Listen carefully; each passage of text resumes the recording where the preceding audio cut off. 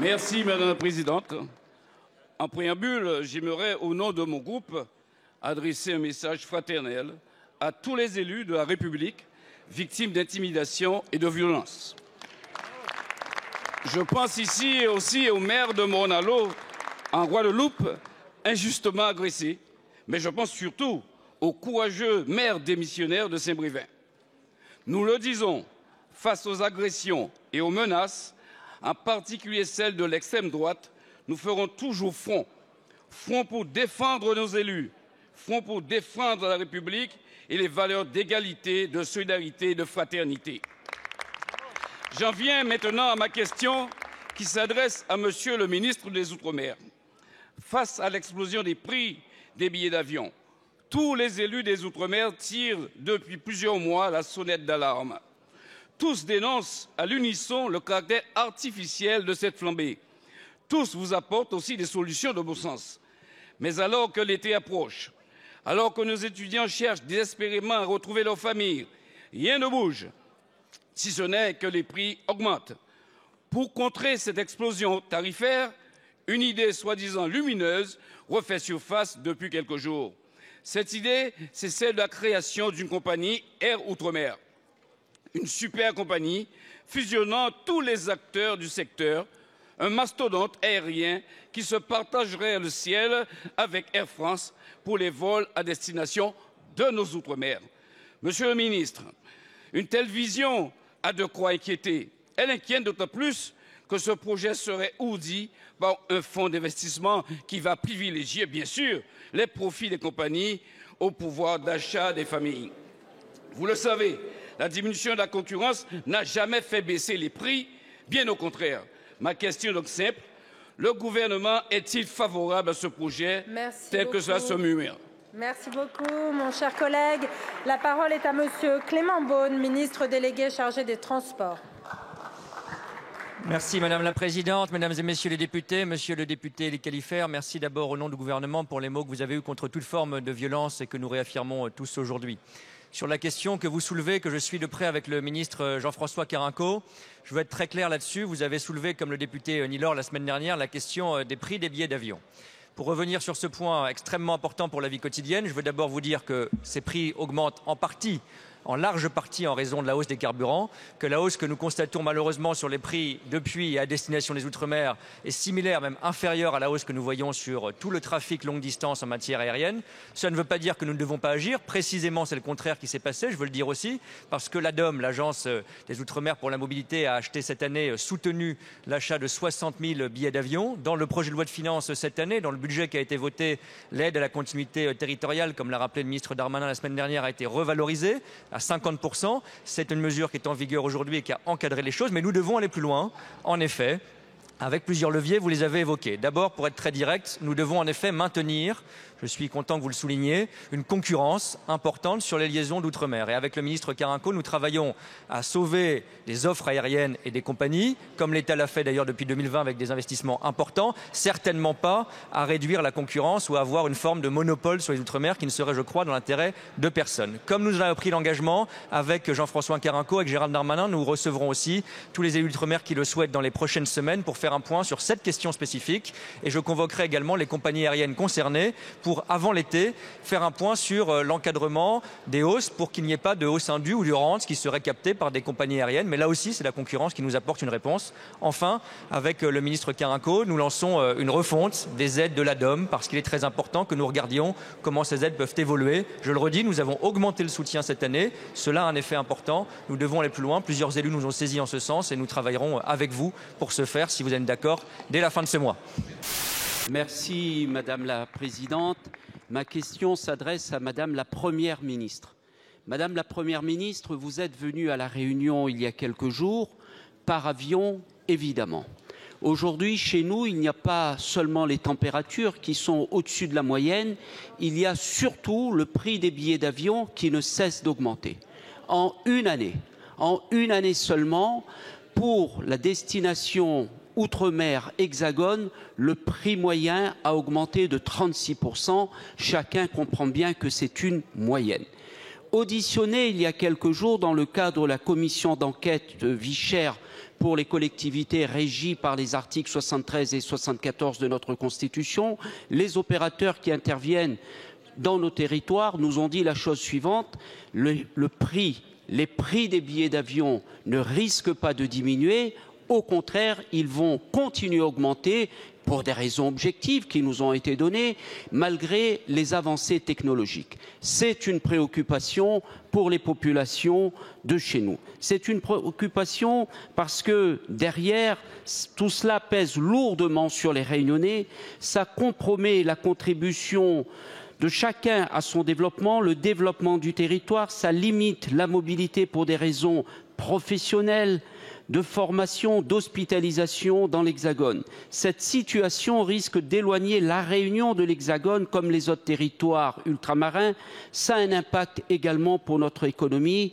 Vous le savez, Madame la Première ministre, pour nous, prendre l'avion n'est pas un luxe. Nous demandons simplement que chaque ultramarin puisse se rendre dans des conditions raisonnables ici dans l'Hexagone. Dans un rapport récent du Sénat de mars de cette année sur la continuité territoriale, ce rapport pointe notamment l'absence de prise en compte des spécificités de chaque territoire ultramarin et du manque d'ambition des moyens. Merci beaucoup. Quelles mesures concrètes comptez-vous prendre et comment envisagez-vous d'assurer l'accessibilité financière de la continuité territoriale? Merci. La parole est à Monsieur Clément Beaune, ministre délégué chargé des Transports.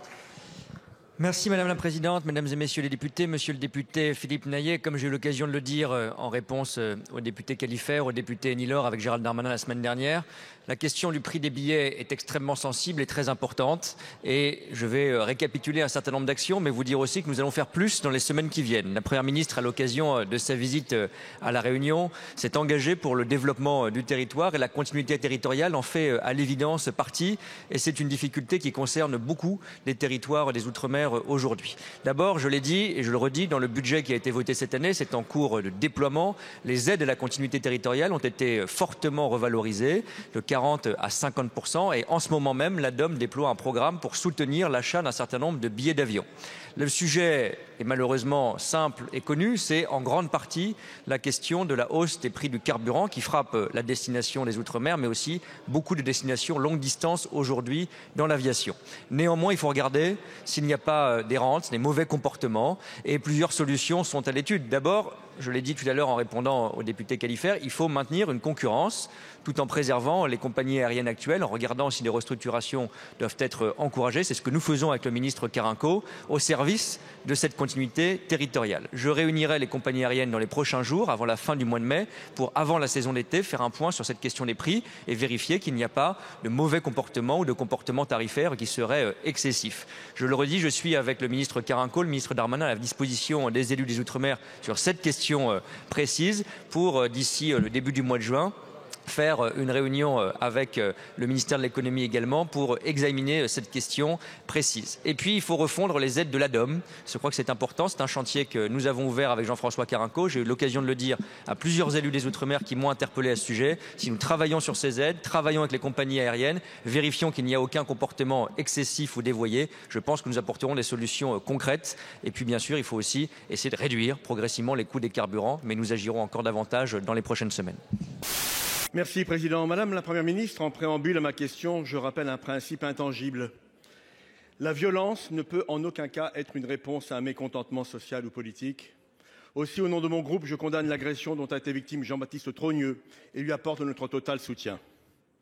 Je manifeste le même soutien à Yannick Morez, maire de Saint-Brévin-les-Pins, qui a subi intimidation, harcèlement et agression, autant d'actes inqualifiables envers un élu de la République qui ne faisait qu'exercer son mandat. Il mérite également, mes chers collègues, le respect et le soutien indéfectible du Sénat.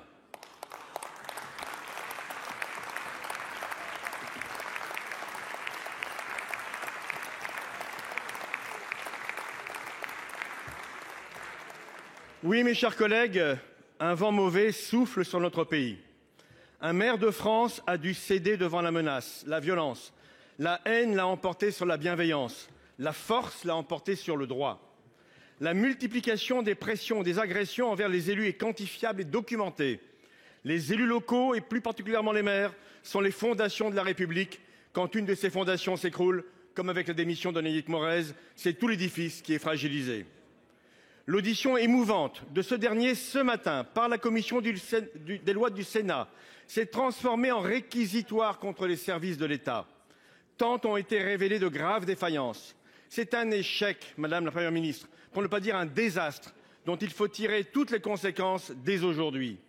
Saint-Brévin, c'est aussi le signe d'une résurgence des violences de l'extrême droite.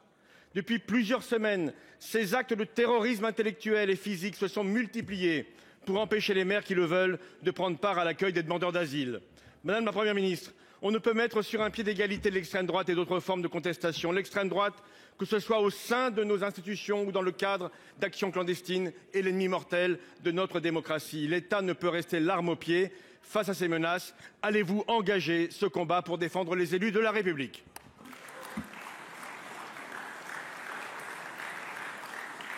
Pour vous répondre, la parole est à Madame la Première ministre. Vous avez la parole. Merci Monsieur le Président, Mesdames et Messieurs les sénateurs, Monsieur le Président Patrick Kanner. Depuis des semaines, Yannick Morez, le maire de Saint-Brévin-les-Pins, a été victime d'une campagne insupportable de harcèlement en lien avec un projet d'implantation d'un centre d'accueil pour demandeurs d'asile dans sa commune. Et fin mars, son domicile a été incendié. Alors oui, ces actes sont inadmissibles. Derrière chaque élu agressé, c'est la République qui est visée. Avec chacun de vous, et en évitant toute polémique, Monsieur le Président Kanner, je partage le choc et l'indignation face à cette situation, comme face à chaque acte de violence contre les élus. En présentant sa démission, Yannick Morez a pris une décision difficile en son âme et conscience. Nous ne pouvons que regretter qu'il ait été conduit à faire ce choix et naturellement, nous le respectons. Je le recevrai tout à l'heure avec l'Association des maires de Loire-Atlantique et l'Association des maires de France. Mon objectif est de l'écouter et de lui exprimer le soutien de mon gouvernement. Les maires sont en première ligne sur le terrain.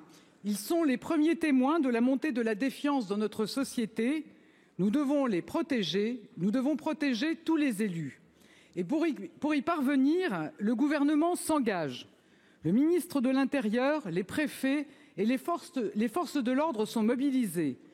Le droit pénal a été renforcé pour permettre aux associations d'élus et aux collectivités de se constituer partie civile. À plusieurs reprises, le ministre de la Justice a demandé aux procureurs des réponses fermes, rapides, visibles contre les atteintes aux élus. Et nous sommes prêts à travailler avec vous, comme avec l'Assemblée nationale, pour renforcer les sanctions pénales contre les violences envers les élus. Et nous voulons aller plus loin. Depuis des mois, nous préparons des mesures nouvelles que la ministre chargée des collectivités territoriales, Dominique Faure, présentera tout à l'heure. Il s'agit de renforcer le lien entre les maires et la justice, de mieux prévenir les violences et d'accompagner encore davantage les élus. C'est un sujet auquel je tiens particulièrement et que j'avais eu l'occasion d'évoquer avec l'ensemble des associations d'élus le 12 avril dernier. Mesdames et Messieurs les sénateurs, il n'y a pas de démocratie sans respect des élus. Pas de démocratie sans sécurité pour les élus. Avec vous tous, avec le gouvernement, nous continuerons à agir. Je vous remercie. Quelques secondes. Merci, Président. Madame la Première ministre, les élus de la République ne demandent pas de compassion. Ils demandent de l'action et qu'ils puissent agir eux-mêmes. Et quand Madame Dominique Faure évoque la création d'un centre d'analyse pour savoir ce qui se passe dans le pays, permettez-moi de vous dire que nous le savons depuis bien longtemps, que tout est quantifié et quantifiable et que nous demandons simplement que la réflexion qui est menée notamment au Sénat puisse être appliquée pour protéger les élus de la République. Merci, Monsieur le Président. À Marseille, la pègre tue. Elle tue sur fond de vendetta entre bandes rivales régnant sur les trafics de stupéfiants. Depuis le début de l'année, Marseille vit au rythme d'un assassinat par semaine. Et les réseaux ont plus que jamais la main mise sur le quotidien des habitants, car les gangs ne se tuent plus entre eux. Ils en font de plus en plus de victimes collatérales. Des enfants de 15 ans assassinés, une femme tuée au volant de sa voiture lors d'un échange de tirs, un homme atteint d'une balle perdue alors qu'il jouait aux cartes au bar du coin, un jeune touché aux jambes par une rafale tirée à travers sa porte d'entrée, comme ça. Fusillade à l'aveugle, séquestration, lynchage mortel diffusé sur les réseaux sociaux. Les trafiquants imposent leur terreur. Avec mon collègue Jérôme Durain, nous sommes allés à la rencontre des victimes, de leurs familles, de la population qui se sent impuissante, vulnérable, abandonnée. Impuissante parce que assignées à résidence, parce qu'elles n'ont plus les moyens de quitter leur cité HLM, des quartiers qui sont mal irrigués en transport en commun, des déserts médicaux et des écoles insalubres que le maire de Marseille a la volonté de réhabiliter. Déjà, ils avaient le sentiment que la République les avait abandonnés. Mais désormais, ils savent que chaque jour, ils risquent leur vie, car il ne faut pas se trouver au mauvais endroit, au mauvais moment. La police pilonne les points de deal, fait des records de prise de shit. C'est bien, mais à l'évidence, ça ne marche pas. Vous avez déployé des moyens importants, notamment sur Marseille. Ça ne suffit pas. C'est donc sur votre doctrine que je vous interroge. Est-ce que vous croyez, par exemple, que c'était vraiment le moment d'affaiblir la police judiciaire, alors que leur objectif, c'est justement de démanteler les réseaux ? Oui, la guerre des gangs, nous l'avons entendu, se répartit partout dans le pays et nous aurions tort de penser que cette situation n'est propre qu'à Marseille. Nous, ici, nous soutenons les forces de l'ordre, nous respectons la police, mais quand les choses ne fonctionnent pas, c'est au ministre à revoir sa copie. Alors aujourd'hui, Madame la Ministre, au-delà de Marseille, c'est pour toutes les villes de France que nous nous indignons et que nous vous demandons ce que vous comptez faire. Pour vous répondre, la parole est à la ministre en charge des collectivités territoriales. Merci Monsieur le Président. Mesdames et Messieurs les sénateurs, Madame la sénatrice Carlotti, oui, nous partageons ce constat inacceptable. En fait, depuis le début de l'année, ce sont 17 personnes qui ont été tuées dans le cadre d'homicides liés au trafic de stupéfiants. Et je voudrais ici, au nom de Gérald Darmanin, de Madame la Première ministre et de tout le gouvernement, avoir un mot pour leurs familles et leurs proches endeuillés. Mais face à cette situation intolérable, là où nous divergeons, c'est que le ministère de l'Intérieur et des Outre-mer est pleinement mobilisé d'ores et déjà. Ce n'est pas ce que nous comptons faire, c'est ce que nous faisons. Et si vous me le permettez, je vais le rappeler. Entre 2021 et 2022, c'est 300 policiers qui ont été dépêchés en renfort. Et contrairement à ce que vous disiez, en début d'année, c'est 10 nouveaux policiers qui sont venus renforcer la police judiciaire et qui permettent de créer un groupe supplémentaire pour l'office anti-stupéfiants. Ces 3 compagnies de CRS qui ont également été affectées en permanence à Marseille, soit un total de plus 240 policiers. Ces 30 jeunes policiers en sortie d'école qui ont été affectés à Marseille depuis le 2 mai, Madame la sénatrice. 11 nouveaux policiers arriveront à la police judiciaire d'ici septembre pour renforcer la brigade de recherche et d'intervention. 90 postes qui ont été ouverts rien que sur Marseille dans le cadre du prochain mouvement de mutation et qui arriveront en septembre prochain. Enfin, grâce à la LOPMI que vous avez votée en ce début d'année, une nouvelle compagnie de type CRS numéro 8 sera implantée à Marseille et même d'ici la fin de l'année 2023. Cette politique montre des effets concrets d'ores et déjà, Madame la sénatrice. Bien sûr insuffisant, mais il me faut le rappeler, de janvier à mars 2023, ce sont 362 opérations visant des points de deal qui ont été effectuées à Marseille, aboutissant à la saisie de 500 kilos de drogue, 40 armes, 800 000, incroyable, d'avoirs criminels, des armes, 800 000 armes d'avoirs criminels. Donc oui, madame, il nous faut poursuivre et vous avez raison de nous interroger, mais entendez les réponses que nous apportons d'ores et déjà. Je vous remercie. Merci Monsieur le Président. Je vais changer de sujet, essayer d'offrir un petit moment de pause à Madame la Ministre Faure, qui l'a bien mérité. Alors, en 40 ans, un quart des oiseaux, c'est-à-dire 800 millions d'oiseaux, ont disparu en Europe. Non. Ne vous laissez pas aller, c'est plaisanterie facile. Et cet effondrement est directement imputable aux pesticides et à l'agriculture intensive. Chaque année, 300 000 personnes, dont 12 000 enfants, meurent prématurément de la pollution de l'air en Europe. Le niveau des nappes phréatiques est dramatique. Et l'Europe du Sud brûle déjà, alors que nous sommes loin de l'été encore. Et voilà que le président de la République annonce vouloir une pause dans la réglementation environnementale européenne. C'est consternant. Et c'est d'autant plus consternant que 2 directives majeures sont actuellement en discussion. La directive concernant les pesticides et la directive concernant les produits chimiques. Et est aussi en discussion le Green Deal avec la question du principe du pollueur-payeur. Et avec ces déclarations, est-ce que le président de la République ne rapprocherait pas en fait la France du côté obscur de la force, c'est-à-dire de ces pays qui font le choix de céder au lobby économique et qui font le choix du cynisme, de l'efficacité économique immédiate au détriment de la santé des Européens. La France risque, avec cette déclaration, si elle était confirmée, de torpiller les efforts que l'Europe doit faire pour accélérer sa transition écologique. Alors, nous sommes dans une course de vitesse, aujourd'hui, contre la destruction du vivant. Nous sommes dans des difficiles négociations dans l'Union européenne. Dans quel camp est la France? Qui faut-il croire? Est-ce qu'il faut croire le ministre Béchu, qui, au 1er janvier, nous souhaitait à tous une année d'accélération de la transition écologique, ou est-ce qu'il faut croire le ministre Lescure, qui demande 50 pauses de la transition écologique? Pour vous répondre, la parole est au ministre de la Transition écologique et de la cohésion des territoires. Monsieur le Président, Mesdames et Messieurs les sénateurs, Madame la sénatrice Rossignol. D'abord, merci d'avoir fait écho à cette étude hier qui pointe cette disparition inquiétante de la mortalité des oiseaux à l'échelle européenne et les causes qui sont avérées. Nous sommes à quelques jours d'une séquence très importante à l'UNESCO de la négociation d'un traité sur la fin de la pollution plastique qui va se tenir en France parce que le président de la République l'a souhaité et je suis heureux que vous m'interrogiez sur ces propos qui ne doivent pas être mal compris. D'abord, dans quel cadre ça se passe? Dans le cadre d'une conférence de presse choisie par le président de la République à l'Élysée pour expliquer qu'il faut accélérer sur la réindustrialisation écologique du pays. Et ça commence par une diapo projetée qui est celle du GIEC pour expliquer ce qui se passe et pour dire que nous devons changer de braquet parce que pendant trop d'années, on a baissé nos émissions en désindustrialisant et que l'écologie, ceux qui en parlent le plus, ne sont pas nécessairement ceux qui ont fait le plus. Sous le quinquennat que vous avez ardemment soutenu, la baisse des émissions était de 1% par an. Elle a été doublée pendant le dernier quinquennat et l'ambition est de la doubler à nouveau.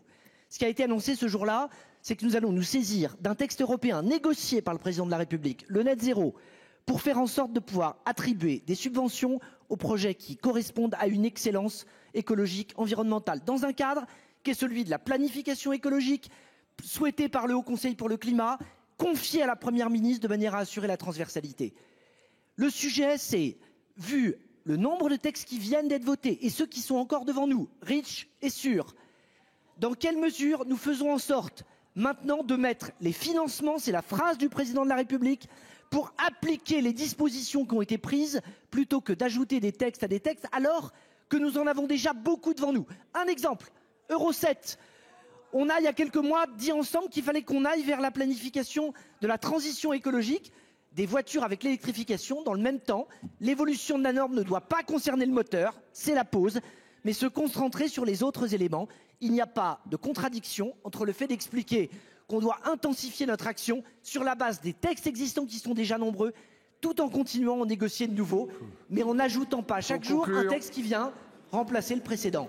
L'ambition est totale, la pause n'est pas pour l'ambition.